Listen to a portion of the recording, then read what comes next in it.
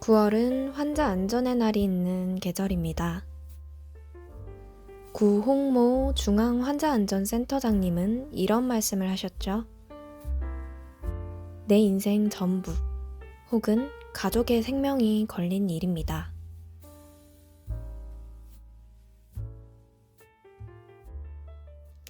여러분은 9월 17일이 환자 안전의 날이라는 거 알고 계셨나요?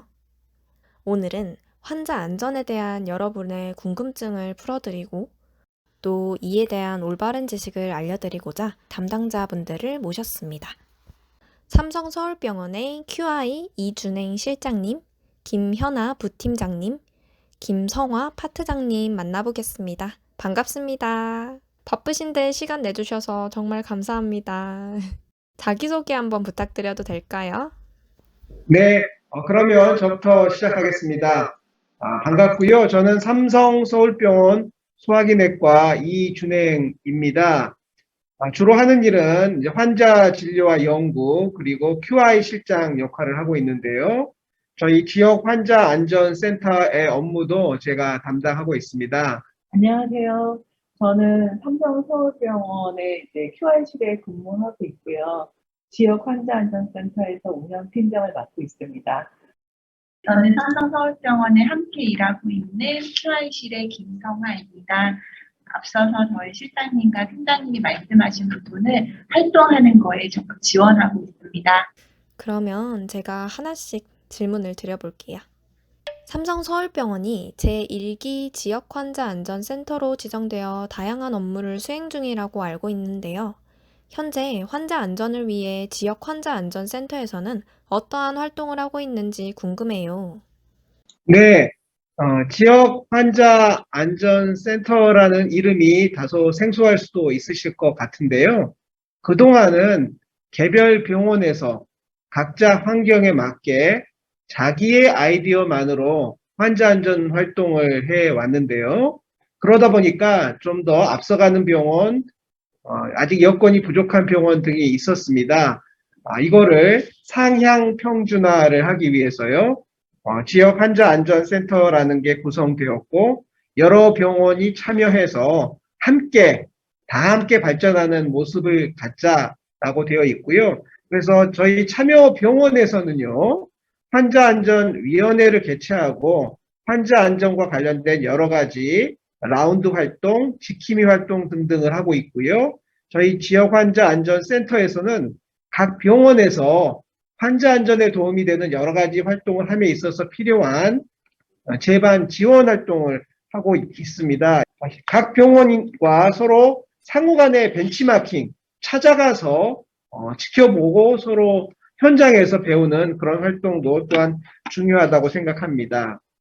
기존에 있는 여러 병원들이 하고 있는 활동 중에 모범이 되는 사례들을 뽑아서 그거를 표준화하고 절차화하고 이를 크고 작은 병원들이 서로 쉐어해서 다 함께 환자 안전에 도움이 되는 방향으로 발전하자. 이게 지역 환자 안전센터의 취지라고 보시면 되겠습니다. 제가 알기로는 지역 환자안전센터에서는 여러 개소의 참여병원이 있는 것으로 알고 있는데 그 참여병원이 되기 위한 혹시 기준이나 조건이 있을까요? 또 선정된 참여병원에서 어떠한 지원을 받을 수 있는지 궁금하네요. 네, 어떤 병원이든지 모두 다 지역 환자 안전센터에 참여할 수 있는 가능성이 있습니다. 그런데 환자 안전을 위한 활동에 있어서는 직원들의 생각, 특히 경영진, 리더십의 생각이 매우 중요하거든요. 경영진이 지역 환자안전센터 운영위원으로 직접 참여하여 회의에도 참석하고 그리고 여러 가지 활동에도 지속적인 관심을 보여주는 게 가장 중요한 조건이라고 생각하고요. 각 병원에 적용할 수 있는 여러 가지 이제 업무의 추진 의지를 가지고 참여해 주시면 충분하겠습니다. 저희가 참여해서 하는 그 병원들은 일단 저희가 정기적으로 방문을 해가지고요. 현장의 목소리도 듣고 병원의 어려운 점, 각 병원에 처해 있는 숙제 상황 이런 것들에 대해서 함께 고민하고 인터널 컨설팅을 하는 것부터 시작해가지고요. 저희의 기존의 경험을 축적된 경험을 쉐어하고 자료도 제공하고 예산이 허락하는 한 필요한 물품도 지원하는 그러한 활동을 하고 있고요. 상호 방문 활동을 하고 있습니다. 저희도 찾아가는 것뿐만 아니라 각 병원의 담당자들이 저희를 찾아와서 저희의 하는 활동을 보면서 상호 간에 토론하고 이를 통하여 배우는 과정 이런 것들을 열심히 진행하고 있어서 지금 굉장히 좋은 반응을 얻고 있습니다. 또 다른 시청자분 질문 읽어드릴게요. 안녕하세요. 저는 삼성서울병원 유튜브를 구독하고 있는 구독자 중 한 명입니다.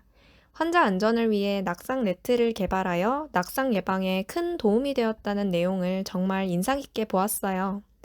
올해 WHO에서는 세계 환자 안전의 날을 주제로 정확하고 올바른 투약을 선정한 것으로 알고 있는데 투약 오류 예방을 위한 활동 사례가 있을까요? 궁금해요 라고 질문 달아주셨네요. 사람에 의해서 조제가 일어나고 사람에 의해서 투여가 일어납니다. 그러다 보니까 사람은 기본적으로 어느 정도 본인의 컨디션에 따라서 에러를 낼 수 있는 가능성을 늘 갖고 있습니다. 그거를 막을 수 있는 시스템이 필요한데 그거에 대해서 가장 좋다라고 근거 있게 나온 게 바코드 시스템입니다. 그래서 약물에다가 바코드를 붙이고 붙인 그 바코드를 이제 그 조제할 때도 읽어서 정확하게 조제를 하고 투여할 때도 읽어서 정확하게 투여를 하는 시스템이 굉장히 중요하고요. 그것이 조제에서부터 투여하는 데까지 한 번도 중간에 끊어짐이 없이 이어지는 시스템이 되게 중요합니다. 그래서 저희가 그 투여 오류를 개선하기 위해서 그러한 시스템을 만들어서 그 시스템을 이제 우리 이 컴퓨터가 그 환자의 처방을 조회를 해가지고 같은 처방이 있는지 그걸 확인합니다. 그 안에는 약물의 유효기간도 있어서 유효기간이 지나지 않았는지 투여 시간이 적절한 건지도 같이 확인해 줍니다. 그러니까 그렇게 확인해가지고 투여하는 시스템이 있습니다. 이런 걸 통한다면 대다수 많이 일어날 수 있는 휴먼 에러를 방지할 수 있을 거라고 생각이 되어서 이거를 사례로 소개드리고 싶습니다. 네, 답변 감사합니다. 저희가 아까 오프닝 때도 한번 얘기를 했었었는데 2022년은 9월 17일이 환자 안전의 날이더라고요. 그러면 지역 환자 안전센터에서는 이 환자 안전의 날을 위한 행사 또는 활동이 예정되어 있을까요? 이 코로나가 넓게 환자들이 생겼던 이 상황에서는 활동이 다소 위축되었는데요. 지금은 각자 이제 개인 방역도 잘하고 시스템 방역도 잘 돼 있어가지고요. 환자 안전이나 행사를 잘 진행해 보려고 합니다. 환자를 대상으로 하는 행사, 그리고 직원을 대상으로 하는 행사를 기획을 하고 있습니다. 그래서 올해의 기획으로 보시면 환자를 대상으로 하는 행사에는 투약 오류잖아요. 그래서 올해 약물의 오류이기 때문에 등록번호를 찾아라 이런 행사를 할 거거든요. 환자가 자기가 누구라는 거를 알려주는 게 되게 중요하기 때문에 그런 행사를 할 거고요. 그 다음에 자기의 약을 의료기관한테 나 이런 약 먹었어요 알려주는 게 되게 중요합니다. 그래서 쇼미더 처방전이라는 그런 이벤트도 좀 준비를 해봤습니다. 그리고 이제 직원들을 하는 행사로는 5라이트 완성하기라고 해서 우리가 올바른 약물, 올바른 환자, 올바른 투여 경로 뭐 이제 이러한 필요한 정보를 제시하는 그런 행사를 하고요. 그다음에 이제 포춘쿠키 행사를 할 건데 포춘쿠키를 탁 까게 되면 환자 안전과 관련된 질문들이 나오고 그 질문에 대해서 잘 답을 하면 또 이제 이벤트가 일어나서 뭔가 이제 상품을 주는 그러한 것들을 기획을 하고 있습니다. 그렇다면 환자 안전 사고 재발 방지 대책 마련을 위해서 의료기관에서 중점을 두어야 하는 것은 무엇이 있을까요? 환자 안전 문화가 가장 중요하다고 생각합니다. 아무리 많은 인력을 투여하고 아무리 많은 예산을 투여한다 하더라도 한 명 한 명의 직원이 환자 안전을 최우선으로 하는 마인드, 이 마인드를 강하게 갖고 있지 않으면은요, 어딘가 약점이 나타날 수가 있거든요. 그래서 저희는 환자 안전 문화 향상을 위해서 가장 노력을 하고 있는데요. 저희 병원에서 특별히 강조하고 다른 병원하고 잘 안 하는 우리가 하고 있는 걸 소개해드리면 모든 모임에서 환자 안전 이슈를 가장 첫 이슈로 다룬다라는 원칙이 있습니다. 매일매일 다뤄야 될 안건이 있지 않겠습니까? 안건이 있지만 그 안건보다 가장 앞서서 가장 먼저 늘 최근에 환자 안전 이슈는 없었는지, 그리고 우리가 환자 안전 활동을 위해서 어떠한 일을 하고 있는데 그 진척 상황은 어떻게 되고 있는지, 이 부분을 잠깐이라도 꼭 논의를 하고 있습니다. 네, 그러면 마지막으로 국민들에게 환자 안전과 관련해서 전달하고 싶은 이야기가 있으실까요? 저희 병원에서는 크게 4가지를 정해서 환자분들에게 안내해 드리고 있는데요. 첫 번째는 질병과 건강 상태에 대해서 정확한 정보를 알려주십시오입니다. 자기가 가지고 있는 건강 문제, 그러한 정보들이 잘 파악이 됐을 때 환자에게 적절한 투약도 하고 적절한 수술, 시술도 할 수가 있거든요.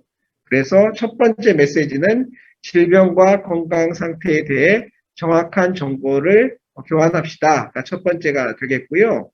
두 번째는 치료 과정에 대한 궁금한 점을 질문해 주세요입니다.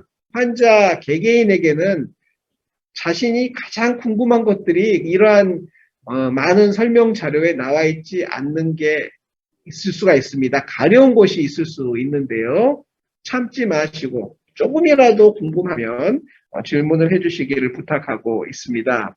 세 번째는 감염 예방 활동에 참여합시다입니다. 병원이라는 곳은 일반 사회에 비해서는 훨씬 손 씻기, 그 다음에 기침 예절, 마스크 등등이 잘 지켜져야 됩니다. 의료진이나 환자, 보호자 모두 일상적인 개인 감염 예방 활동에 참여해 주십시오라고 말씀을 드리고요.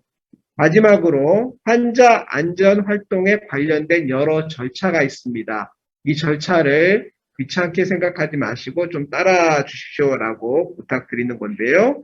한두 가지 예를 들면 병원에서는 환자 확인이 중요합니다. 상황이 바뀔 때마다 이름을 개방형 질문으로 꼭 물어보고 있거든요. 많은 사람들이 치료받는 병원에서는 꼭 있어야 되는 절차다. 꼭 지켜주시기 바라고요. 집에서는 침대에서 누워서 다들 잘 주무시는데 병원에서는 경우에 따라서는 침대에서 떨어지는 분도 있습니다. 그래서 의사나 간호사나 병원 침대에 보이기만 하면 난간을 올리거든요.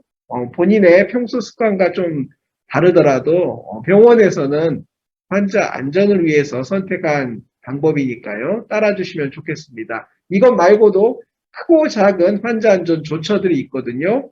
가능하면 병원에서 제안하는 환자 안전 조처들을 잘 따라주시면 의사나 간호사나 환자나 모두에게 행복한 결과가 있을 것으로 생각합니다. 마지막으로 환자 안전 사고 예방을 위해서 노력하시는 의료진들에게 추천해 주시고 싶은 노래가 있을까요? 치료를 젊은 친구들이 많이 좋아하시는 이무진의 신호등, 저희가 노란 부릴 때가 항상 어렵거든요. 괜찮을 것 같은데 하면 실수가 일어나서 항상 멈춰야 합니다. 그래서 그 멈추는 것 때문에 노래 가사랑 연관이 없을 수 있는데 노래 들을 때마다 그런 생각이 좀 나서 저희 추천곡은 신호등입니다. 네, 환자 안전을 위한 신호등. 너무 좋네요. 오늘 인터뷰해 주셔서 너무 감사드립니다. 앞으로도 환자 안전 잘 부탁드리겠습니다. 네, 감사합니다.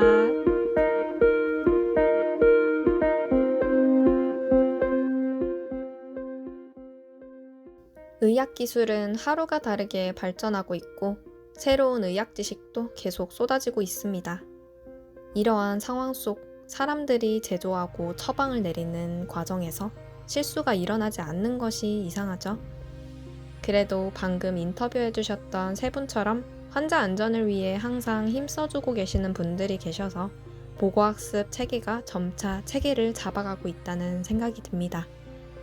저도 환자 안전 서포터즈의 일원으로서 환자 안전을 위해 더욱 힘쓰도록 하겠습니다.